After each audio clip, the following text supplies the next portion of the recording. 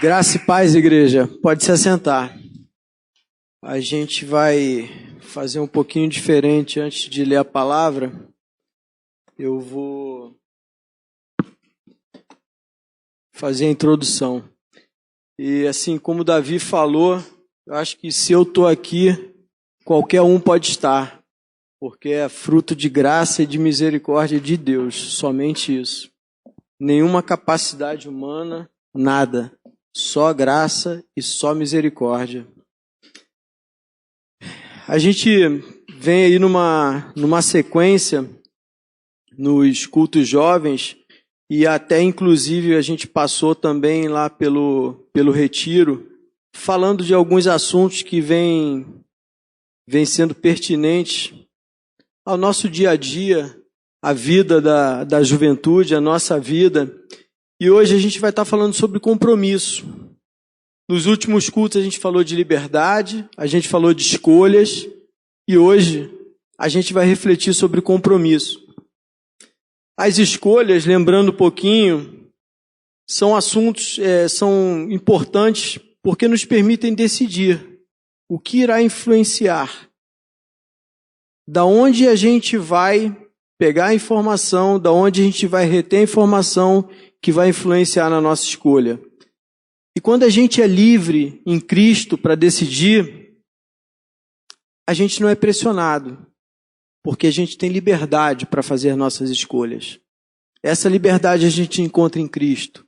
E essa liberdade para fazer as escolhas, ela não traz peso, porque ela é abençoada por Deus. Mas as escolhas, a gente deve sempre lembrar que são nossa responsabilidade. São as sementes que estamos plantando hoje daquilo que vamos colher e vamos viver amanhã.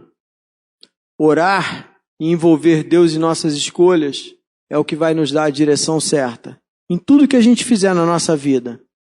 E devemos nos empenhar, mas nos dedicar mesmo, para que essas escolhas que nós fizermos possam ser alcançadas. Então, por que falar de compromisso? Porque o sucesso das escolhas vai depender do compromisso que nós tivermos com elas. Como qualquer coisa na nossa vida, o sucesso depende do compromisso. Depende do quanto você se dedica, do quanto você se importa com aquilo que você quer. E o sucesso dos nossos compromissos está diretamente ligado à importância que nós damos a eles. Desde o horário, desde a frequência a um compromisso, até os compromissos mais importantes na nossa vida, como o casamento. Casamento é uma aliança poderosa demais. E como nós temos nos preparado para ele? Temos orado e envolvido Deus nesse compromisso, nessa escolha tão importante? Eu lembro que uma vez eu estava conversando com um irmão, era recém-convertido, e a esposa dele estava grávida da primeira filha. Aí ele comentou que ele estava orando pelo marido da filha dele que não tinha nascido, estava no ventre ainda. E eu olhei e parei para aquilo, a minha já tinha 4 anos, ele falou, nossa, está com uma cara de espantado. Eu falei, cara, eu perdi 4 anos já, eu estou atrasado 4 anos, eu tenho que começar a acelerar esse processo. E é mais ou menos por aí. Será que você está envolvendo Deus em todas as escolhas e decisões? Será? No trabalho? Será que a gente tem envolvido Deus e colocado Deus junto conosco no compromisso do nosso trabalho, da nossa escola, faculdade, o que quer que seja? Compromisso é fundamental. E compromisso com Deus é o mais importante. Se a gente meditou nisso, que é preciso compromisso no trabalho, estudo, casamento, em todas as áreas da nossa vida, e para nos relacionarmos com Deus? É a principal área da nossa vida. É onde a gente tem que ter o maior compromisso, para que a gente possa ter sucesso nas outras áreas. Para o cristão, não tem outra alternativa, não tem outro caminho para se alcançar o que quer sem ser o comprometimento com Deus. O comprometimento de um relacionamento sério, de entrega, de amor. Essas são algumas das importâncias do compromisso na nossa vida. E a minha oração hoje é que essa palavra possa levar todos nós a uma reflexão do compromisso que nós temos com Deus, desse compromisso tão importante, que nós possamos entender isso com clareza e tomar posse desse compromisso hoje. E ao longo dessa palavra, eu peço a Deus que abra o nosso entendimento para que possamos entender que a fé é o caminho para esse compromisso. Agora eu te convido a ficar de pé e abrir a sua Bíblia em Hebreus. Hebreus capítulo 10.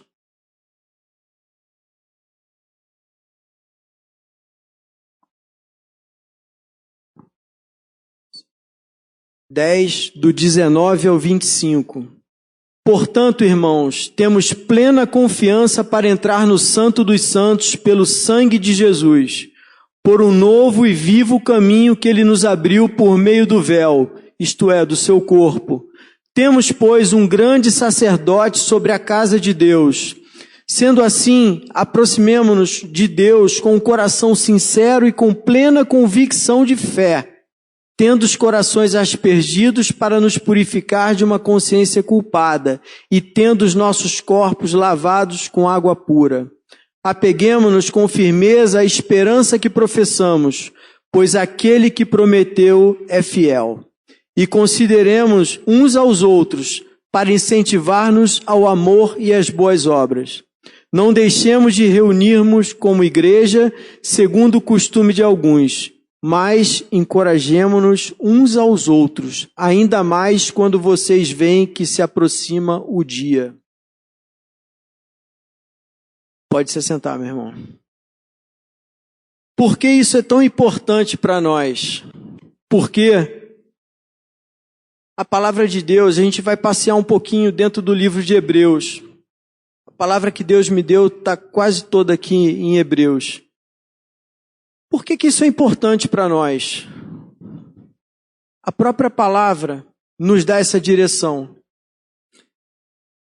O autor de Hebreus fala para nos aproximarmos tendo plena, total confiança, total segurança. Por quê? Para entrar no Santo dos Santos pelo sangue de Jesus. Nós servimos, ele fala, na sequência ele vem no 20, por um novo e vivo caminho que ele abriu por meio do véu, isto é, do seu corpo. Cristo se sacrificou, mas ele ressuscitou. E nós servimos a um Deus vivo, no qual nós podemos chamar, clamar a todo instante. Como no próprio livro de Hebreus, no capítulo 4, 12, se não me engano, entremos confiadamente. Confiadamente. A nossa confiança naquele Deus em que a gente crê. Sendo assim, no 22 ele diz, aproxime-se, com um coração sincero e com convicção de fé. Coração sincero de que o teu desejo ao se aproximar de Deus, que o meu desejo ao se aproximar de Deus, não é por interesse, em nada além que não seja Deus. E o nosso relacionamento com Ele, a nossa intimidade com Ele, o nosso conhecimento desse Deus, tão grande e tão maravilhoso. E vê o que na sequência ele fala, no 22 ainda, tendo os corações aspergidos para nos purificar de uma consciência culpada e tendo os nossos corpos lavados com água pura. A água pura aqui, ela não é somente a água do batismo, não significa e não representa somente o batismo, mas também a purificação operada em nós pela palavra, quando o Espírito Santo fala. O Espírito Santo, a palavra ministrada, o Espírito Santo nos lava através dessa palavra, nos purifica, nos toca, fala ao nosso coração, toca na nossa consciência e nos leva a uma reflexão. É esse Espírito Santo que eu clamo, que em nome de Jesus fale ao meu e ao teu coração nesse dia de hoje. Versículo 25. Aí a gente começa a se aproximar de um outro compromisso que eu quero falar aqui também. não deixemos de reunirmos como igreja, segundo o costume de alguns, mas encorajemo-nos uns aos outros, ainda mais quando vem que se aproxima o dia. Nós buscamos o compromisso com Deus, mas nós temos o compromisso com aquele que está ao nosso lado também. Às vezes o nosso irmão fraqueja, às vezes nós fraquejamos, e um ampara o outro. Não é bom que caminhe só. Um ampara o outro, um leva o outro adiante, um ajuda aquele que está mais fraco. Todos temos os nossos momentos de fraqueza, todos nós balançamos. A própria palavra em Deus, a própria palavra de Deus nos diz, abra lá em Hebreus 3:12, do 12 ao 15 agora. O que fala sobre isso na própria palavra? Quando nós não fazemos, quando nós não agimos dessa forma, o alerta é bem claro. Cuidado, irmãos, para que nenhum de vocês tenha coração perverso e incrédulo, que se afaste do Deus vivo. Pelo contrário, encorajem-se uns aos outros todos os dias, durante o tempo que se chama hoje, de modo que nenhum de vocês seja endurecido pelo engano do pecado, pois passamos a ser participantes de Cristo, desde que, de fato, nós apeguemos até o fim a confiança que tivemos no princípio. Por isso é que se diz, se hoje vocês ouvirem a sua voz, não endureçam o coração como na rebelião. O alerta é bem claro, ele começa falando, cuidado, irmãos, para que nenhum de vocês tenha o coração perverso e incrédulo, que se afaste do Deus vivo. Às vezes eu penso que o grande papel do diabo não é fazer com que a gente peque, mas é fazer com que a gente questione, é fazer com que a gente não acredite, é fazer com que a gente pense, será que é isso mesmo? Ah, não sei, eu acho que isso aí não tem a ver não, tá tranquilo. E a palavra nos diz, coração perverso e incrédulo. Quando a gente começa a desacreditar, a gente começa a questionar, a gente começa a seguir pelo caminho que nos leva à perversão. E o diabo semeia a dúvida. O diabo semeia a dúvida. Até eu tenho um ditado lá fora que se diz que a maior façanha do diabo é fazer com que muitos não acreditem que ele existe. E às vezes dentro da igreja tem muita gente que não acredita no que pode acontecer quando se afasta de Deus. Versículo 13. Pelo contrário, esse agora, no versículo 13, a gente começa a caminhar também dentro do compromisso que nós temos um com o outro. Pelo contrário, encorajem-se uns aos outros, todos os dias, durante o tempo que se chama hoje, de modo que nenhum de vocês seja endurecido, de novo, pelo engano do pecado, que nos faz ter dúvidas. Encorajem-se uns aos outros. Nós precisamos uns dos outros, por isso somos corpo. Por isso somos chamados corpo de Cristo. Nós precisamos uns dos outros. A gente precisa de cada um aqui. Cada um é importante. Pode ser que nem todos tenham empatia um com os outros, consigam ter um relacionamento mais próximo um dos outros, mas todos são importantes. Tem sempre alguém que olha para você e tira você como uma referência. Você é importante para alguma coisa. Estava até conversando com o Hélio agora. O Hélio é a nossa referência de pontualidade. Ele falou que não. Eu falei, tem sempre alguém olhando, Hélio. Quando a gente fala de pontualidade, você é a nossa referência. Não esquece isso, Hélio. Versículo 14. Passamos a ser participantes de Cristo, desde que de fato nos apeguemos até o fim à confiança que tivemos no princípio. Reflete comigo nesse versículo. No princípio, quando a gente se rende a Cristo, a gente se entrega de uma forma única. A gente chega às vezes na frente, num apelo, a gente está realmente arrebentado, quebrado, e a gente se entrega de uma maneira única. E olha o que o autor de Hebreus fala para nós aqui. Nos apeguemos até o fim a essa confiança que tivemos no princípio. A confiança de caminhar, ir à frente, se entregar a vida a esse Deus. Essa confiança é que deve permanecer conosco para nos ajudar na caminhada. A verdade é que, como a gente começa, é muito importante, mas é muito mais importante como a gente se mantém nessa caminhada. E a maneira de se manter está aqui. E o versículo 15, mais uma vez, ele faz um alerta. Por isso é que se diz, se hoje ouvirem a sua voz, não endureçam o coração como na rebelião. Como no tempo em que não entendíamos o que Deus falava, no tempo em que éramos rebeldes à palavra de Deus. E o que endurece nosso coração? O que nos faz colocar a palavra em dúvida? A própria palavra nos diz. Capítulo 12 de Hebreus. Abre lá, por favor. Presta atenção nisso quando ele fala. 12, do 4 ao 8. Olha como é simples, como está claro. Na luta contra o pecado, vocês ainda não resistiram até o ponto de derramar o próprio sangue. Vocês se esqueceram da palavra de ânimo que ele lhes dirige como a filhos. Meu filho, não despreze a disciplina do Senhor, nem se magoe com a sua repreensão. Pois o Senhor disciplina quem ama e castiga todo aquele a quem aceita como filho. Suportem as dificuldades recebendo-as como disciplina. Deus os trata como filhos. Pois qual o filho que não é disciplinado por seu pai? Se vocês não são disciplinados, e a disciplina é para todos os filhos, então vocês não são filhos legítimos, mas sim ilegítimos. Olha que coisa linda.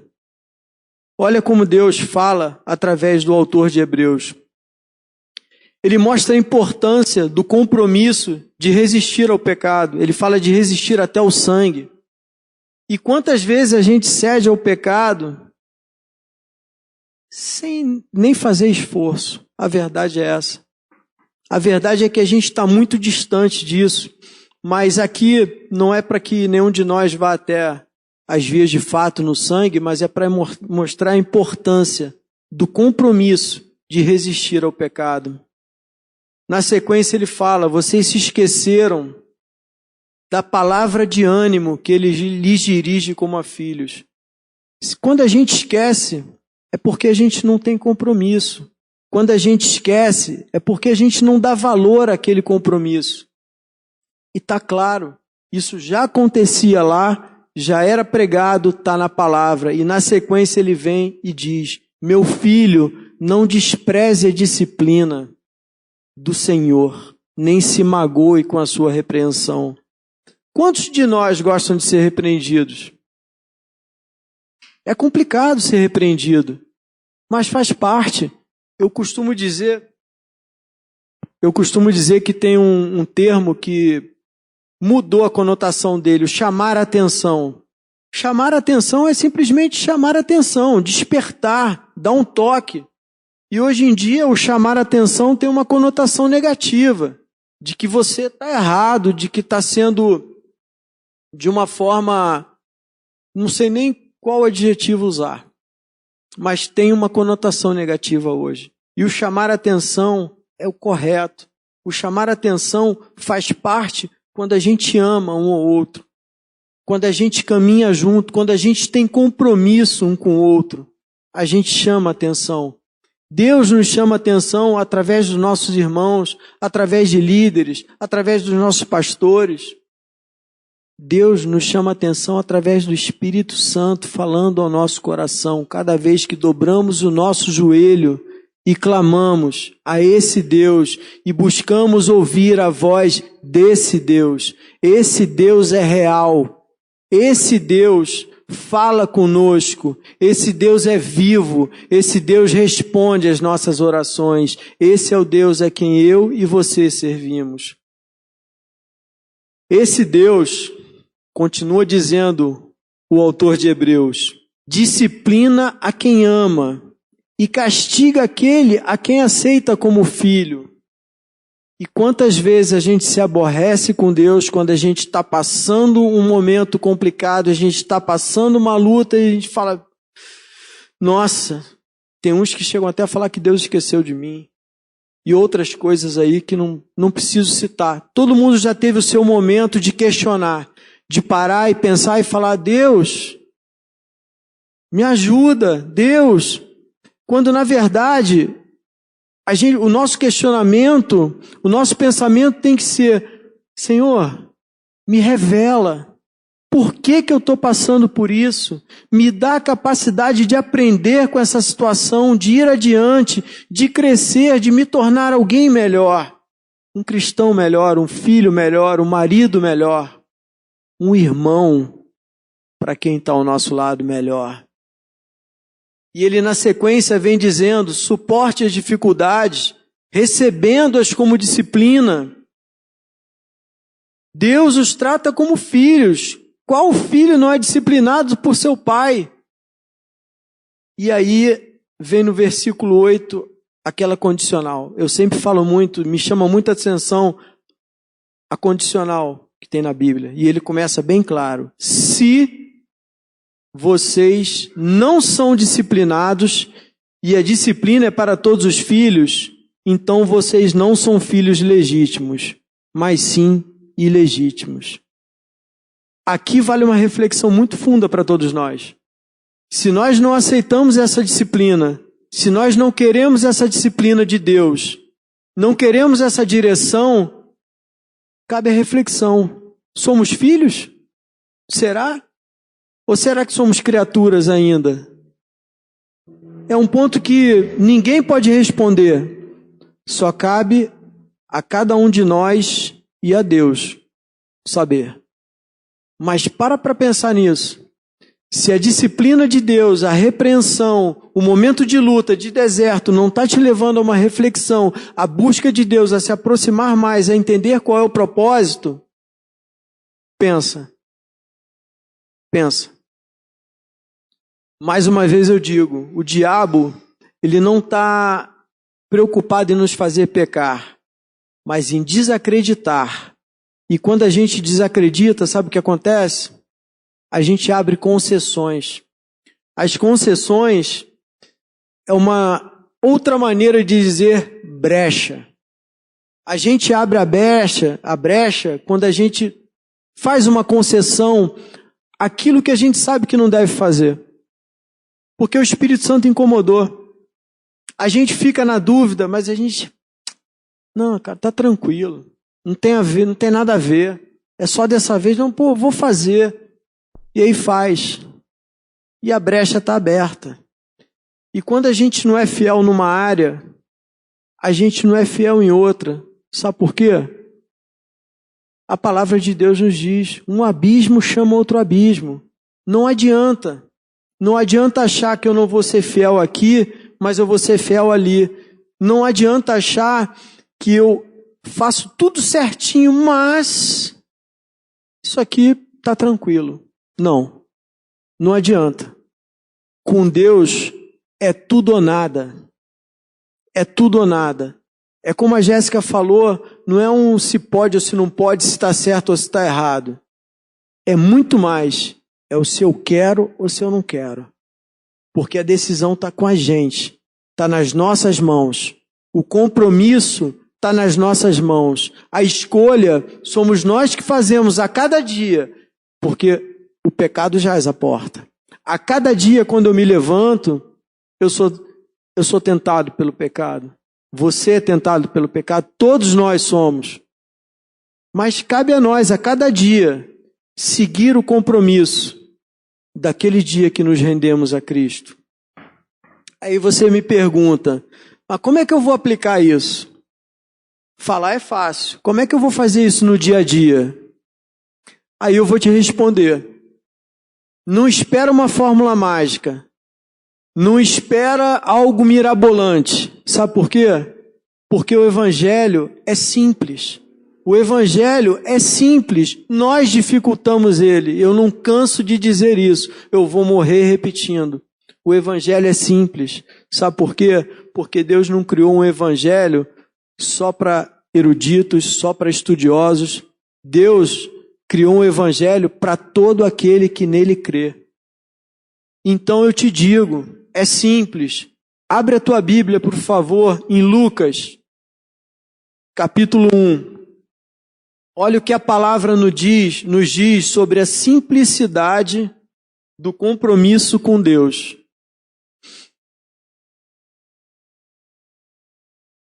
Lucas, capítulo 1, versículo 5.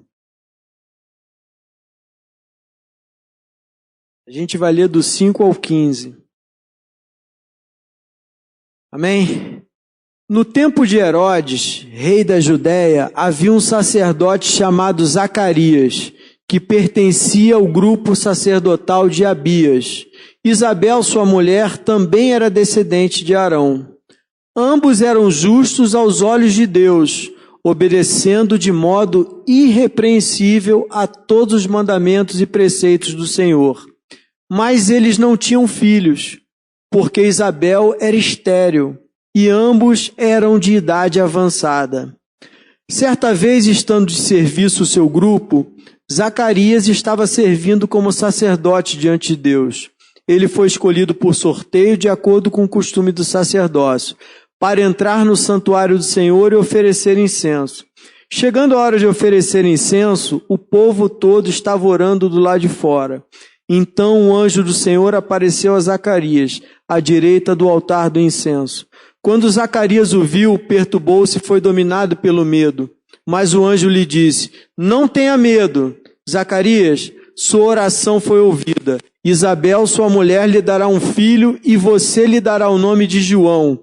Ele será motivo de prazer e alegria para você, e muitos se alegrarão por causa do nascimento dele. Pois será grande aos olhos do Senhor, ele nunca tomará vinho nem bebida fermentada, será cheio do Espírito Santo desde antes do seu nascimento. Veja lá, como é simples. Você fala, poxa, o que essa passagem tem a ver com o meu dia a dia? Vamos refletir um pouquinho nela.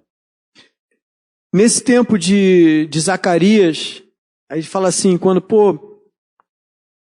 para ele ser chamado para estar lá acendendo incenso, ele era chamado em meio a vários outros sacerdotes, de várias outras tribos, de muita gente. Para ele ser sorteado, sorteio cair sobre ele, eu estava lendo sobre isso, poderia até passar a vida inteira sem ter essa oportunidade, mesmo sendo sacerdote, de entrar lá e queimar o incenso. Mas ele é chamado. E aí fala assim, poxa, mas por que será ele? Olha lá o versículo 6. Ambos eram justos aos olhos de Deus, obedecendo de modo irrepreensível. Obedecer. A gente obedece, a gente segue quando a gente tem um compromisso, quando a gente dá importância àquilo. E aí você vê que na sequência no 7 vem uma outra condicional. Ambos eram justos aos olhos de Deus, obedecendo de modo irrepreensível no 6, aí no 7 vem a condicional, mas não tinham filhos. Apesar de obedecerem, apesar de seguirem, de terem um compromisso com Deus e amarem a Deus, não tinham filhos. E naquele tempo, filho era sinônimo de bênção. Se tinham muitos e muitos filhos. Lembra a família de Abraão, quando foi para o Egito, entre filhos, netos, noras, eram 70 pessoas. E assim era o que acontecia. E quando você não tinha filhos, era como se você não tivesse a bênção. E aí eles eram irrepreensíveis, obedecendo de modo irrepreensível a todos os mandamentos. E aí você para pensar e fala, não tem uma condição. O que importa é o compromisso, é o amor. Não é o que Deus te dá, é quem Ele é. Aí na sequência, vamos lá, ele foi sorteado e ele foi. Quando ele entra no Santo dos Santos e ele se apavora, se amedronta com a presença do anjo, o que ele escuta? Não tenha medo, Zacarias, a sua oração foi ouvida. Aí vamos dar uma paradinha aqui e pensar um minuto. Se casava-se novo naquela época. Então vamos conjecturar aqui, arredondando, que casaram com 20 anos, 18. A palavra diz que eram de idade avançada, no versículo 7. Que ambos eram de idade avançada e ela ainda por cima era estéril. Então, se eles caminhavam de modo irrepreensível, confiando no Senhor porque tinham um compromisso, mais ou menos aí a gente pode contar a terceira idade, que a idade avançada vem com 60, eles oraram no mínimo 40 anos. Da época que casaram até a época que viu. 60, 40 anos, isso é fazendo uma conta por baixo, porque a idade avançada se vivia muito mais tempo naquela época, a idade avançada poderia ser até maior. Então, mas vamos fazer a conta, vamos arredondar. 40 anos orando por um objetivo. Isso é compromisso. Independente de ter o resultado, tinha-se a fé pelo compromisso em Deus. E se orava, e se perseverava, e caminhava irrepreensível. Quando eu li isso, eu falo, nossa, às vezes a gente ora 1 mês, 2 meses, 3 meses, 6 meses, acha que está orando uma eternidade. E fala, nossa, Deus, responde, se apressa-te, Senhor. Compromisso é isso. É viver de forma obediente, irrepreensível, independente da bênção. Independente do que você ouve, do que te falam, mas é acreditar, é confiar e seguir. E aí, olha na sequência a fidelidade de Deus. Quando diz que a sua oração foi ouvida, a gente pensa, será que foi aquela primeira oração? Ou se foi a última? Não importa. A oração foi ouvida, não foram as orações. A oração foi ouvida. Em algum momento, ela foi ouvida e a bênção foi liberada. E aí você vê quem é o filho que eles recebem. Nada mais, nada menos do que João Batista. E ele será grande aos olhos de Deus, para continuar o compromisso que o pai e a mãe tiveram. De caminhar, acreditando de forma irrepreensível. Esse tem que ser o nosso desejo. Ser grande aos olhos de Deus. E daí, buscar o reino em primeiro lugar, a justiça, e todas as coisas vão ser acrescentadas. Mas a gente está invertendo a ordem. A gente está se preocupando com todas as coisas, para depois se preocupar com Deus. E se der, a gente se preocupa com Deus. E aí eu pergunto, como é esse compromisso meu e teu? Surgem os questionamentos, a gente fala, pô, e quando eu estou enfraquecido? Eu não consigo, comigo é diferente. Ah, mas ele era sacerdote. Você sabia que todos nós somos chamados para ser sacerdotes? A gente precisa tomar posse da palavra. A gente precisa ler a palavra, entender a palavra e tomar posse da palavra. Aí você pode estar pensando, nossa, mas isso era lá naquela época, ele era sacerdote, eu não sou, os dias de hoje são mais difíceis, a oferta hoje é muito maior pelo pecado e tantas outras coisas. Aí eu quero te lembrar que Deus, o Cristo vivo, nos orienta a viver essa palavra. Abre lá em Hebreus de novo. Hoje é o livro de Hebreus. Hebreus 12, versículo 12. A gente vai ler do 12 ao 17. Olha o que a palavra de Deus diz. Exortação à santidade.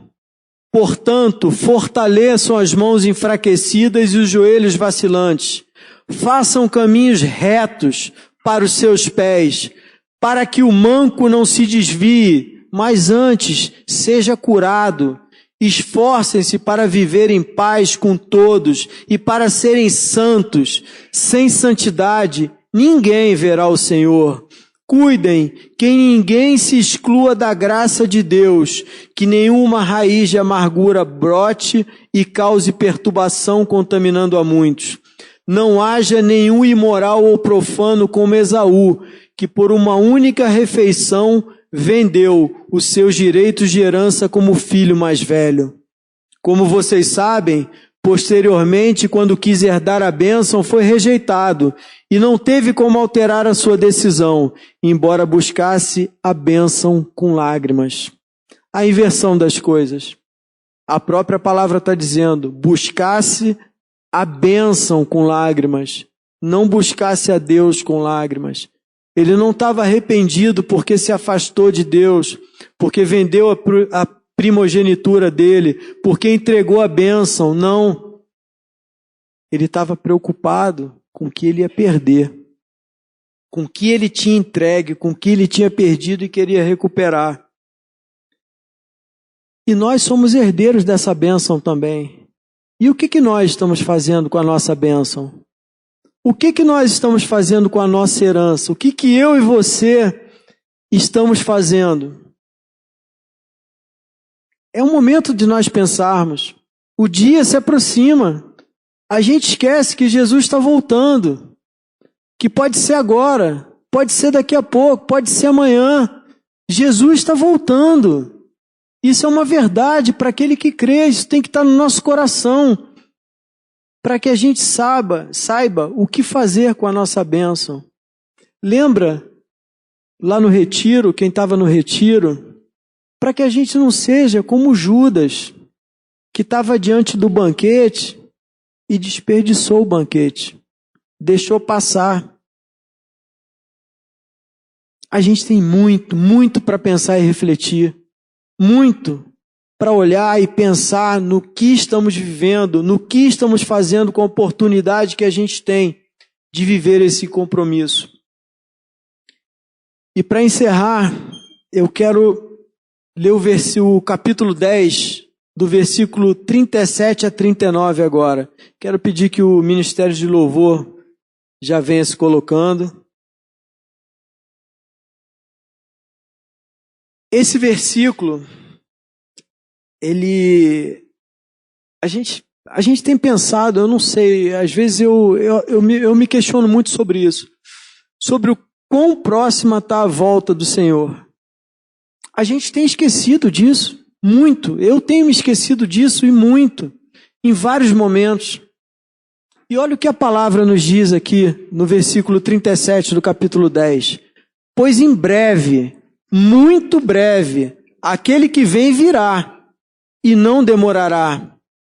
Mas o meu justo viverá pela fé, e se retroceder, não me agradarei dele.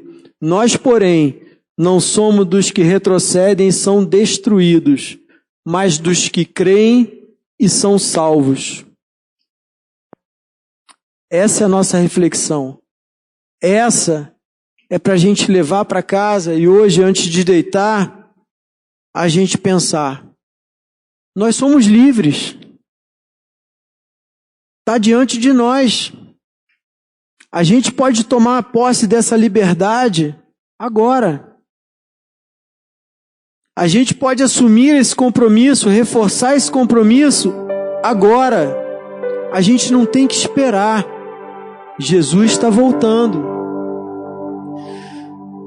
E eu quero te convidar mesmo, fica de pé. Eu quero te convidar a ir no teu lugar, a ouvir esse louvor. Esse louvor, eu creio que ele fala ao coração de todos nós, de todo aquele que crê, porque ele foi nosso um dia, quando nós nos rendemos a Cristo, quando nós fomos à frente, quando nós entregamos as nossas vidas. Nós queríamos o quê? Nós queríamos mudar a nossa história. E talvez ainda hoje nós estejamos precisando mudar a nossa história. Ninguém é perfeito. Todos nós erramos a cada dia. Mas todo dia nós temos a oportunidade de mudar a nossa história. de olhar para a cruz e falar: Senhor, tem misericórdia, perdoa-me. Pois esse é um Deus vivo, é um Deus que clama, que se importa com a minha e com a tua vida. Como o pastor Manuel bem falou lá numa pregação no retiro, ele disse: ninguém vai sair daqui com um certificado de até que nada mais importe. Mas lá foram os dias para darmos os primeiros passos, para buscarmos esse caminho. E o compromisso faz parte desse caminho. E eu quero te chamar a esse compromisso. Eu quero que você cante esse louvor como uma oração a Deus, pensando naquilo que Abraão fez quando ele saiu da tenda, olhou o céu e mesmo vendo seu corpo amortecido e todas as circunstâncias que o cercavam, ele acreditou e tomou posse.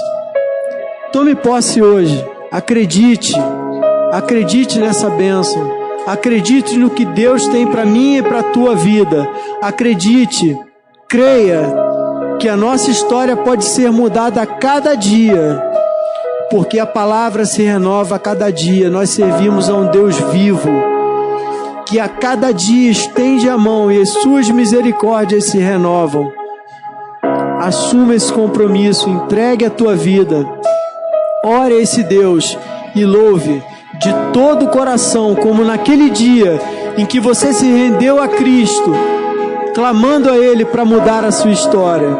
Esse mesmo Deus, esse mesmo Cristo, pode mudar a sua história se você precisar, a partir de hoje, a partir de agora. Amém?